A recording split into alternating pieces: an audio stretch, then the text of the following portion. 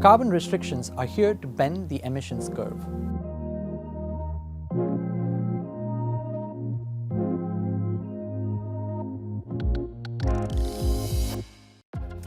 In the science fiction novel The Ministry for the Future, a devastating heatwave in India kills 20 million people and spurs the creation of a secretive group called the Children of Kali.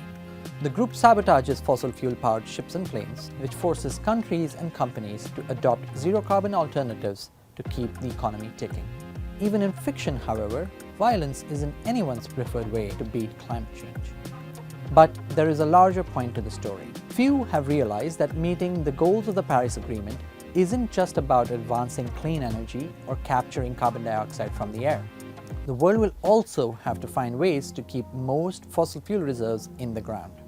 That's the conclusion not just of climate activists, but also the International Energy Agency, whose entire aim is to secure the world's energy supplies and support economic growth. The easiest way to bring carbon restrictions is to deploy a carbon tax, which makes polluters pay. Some 40 countries in the world have such policies, but the tax is rarely high enough to make a serious dent in emissions. That's why many countries are turning to outright bans. Take 3 examples from just this year.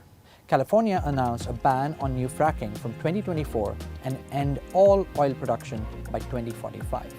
Denmark stopped giving new licenses for oil and gas exploration, with the existing production set to end by 2050. France passed a bill that will forbid conventional air travel if the journey can be made by train in less than 2.5 hours. These types of policies are adding to even bigger restrictions passed over the last few years. Many European countries are phasing out coal power plants. Multiple Californian cities have banned natural gas connections in new buildings, and more than 10 countries around the world have announced a ban on the sale of new gasoline-powered cars, with Norway's ban kicking in as soon as 2025. The European Union is even considering levying a carbon border tariff. If imported goods come from a country that does not levy an equivalent carbon price as the Europeans do, then a surcharge is added to ensure that the domestic industry does not suffer. One way or another, society will have to face up to the policies that keep a good chunk of fossil fuels in the ground, or pay the price in suffering that climate change will unleash. This is Net Zero. I am Akshat Rathi. Follow us on your favorite platforms for more.